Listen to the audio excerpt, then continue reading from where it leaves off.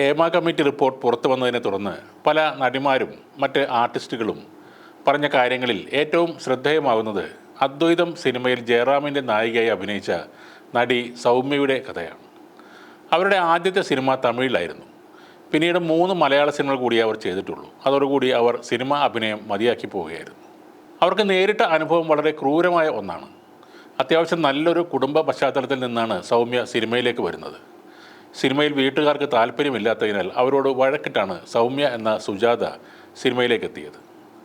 വീട്ടുകാരെ പിരിഞ്ഞു പോന്ന 18 വയസ്സുള്ള സൗമ്യയുടെ പിന്നീടുള്ള രക്ഷാകർത്താക്കൾ ഒരു പ്രസിദ്ധ നടിയും സംവിധായകനായ അവരുടെ ഭർത്താവുമായിരുന്നു. സ്വന്തം വീടിനേക്കാൾ കരുതലാണ് സൗമ്യയ്ക്ക് ആ വീട്ടിൽ നിന്നും ലഭിച്ചത്. തൻ്റെ കരിയർ സ്വപ്നങ്ങൾക്ക് എതിര് നിൽക്കുന്ന സ്വന്തം അച്ഛനെയും അമ്മയെക്കാളും എത്രയോ നല്ല ആളുകളാണ് ഇവരെന്ന് ആ ചെറിയ പ്രായത്തിൽ സൗമ്യയ്ക്കും തോന്നിയിരുന്നു. എന്നാൽ പിന്നീട് ആ സംവിധായകൻ അയാളുടെ തനി സ്വഭാവം പതിയെ കാണിച്ചു തുടങ്ങി. സൗമ്യ പറയുന്നത് അവരെ അയാളൊരു സെക്സ് സ്ലേവ് ആക്കി മാറ്റിയെന്നാണ്. ഒട്ടേറെ ലൈംഗിക വൈകൃതങ്ങൾക്കും സൗമ്യക്ക് വഴങ്ങേണ്ടി വന്നിരുന്നു. ഇത് പറയുമ്പോൾ സൗമ്യ എന്ന ഡോക്ടർ സുജാത കരയുന്നുമുണ്ട്. സൗമ്യയുടെ ആദ്യ സിനിമ തമിഴിലായിരുന്നു. വസ്തുതകൾ വെച്ച് നോക്കിയാൽ അവർ പറയുന്ന സംവിധായകൻ ലക്ഷ്മിയുടെ ഭർത്താവാണെന്ന് റിപ്പോർട്ടുകൾ സൂചിപ്പിക്കുന്നു. ഇവരുടെ ജോഡി സേന്താച്ച് എന്ന തമിഴ് സിനിമയിലാണ് ഈ നടി ആദ്യം അഭിനയിച്ചതെന്നും പറയുന്നുണ്ട്. പെൺകുട്ടികളോടുള്ള ഒരു ഉപദേശം കൂടിയായിട്ടാണ് സൗമ്യ ഇപ്പോൾ സ്വന്തം അനുഭവങ്ങൾ പങ്കുവെക്കുന്നത്. ഇന്ന് 2 പെൺമക്കളുടെ അമ്മയും കൂടിയാണ് അവർ. അമേരിക്കയിൽ സ്ഥിരതാമസമാക്കിയവർക്ക് മികച്ച ജോലിയുമുണ്ട്. NDTVക്ക് നൽകിയ അഭിമുഖത്തിലാണ് ഞെട്ടിപ്പിക്കുന്ന ഈ കാര്യങ്ങൾ സൗമ്യ വെളിപ്പെടുത്തിയത്.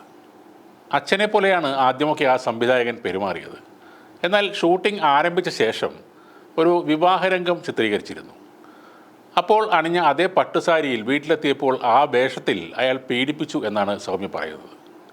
മലയാള സിനിമാ രംഗത്തും മോശം അനുഭവം തനിക്ക് ഉണ്ടായിട്ടുണ്ടെന്ന് സൗമ്യ പറയുന്നുണ്ട്.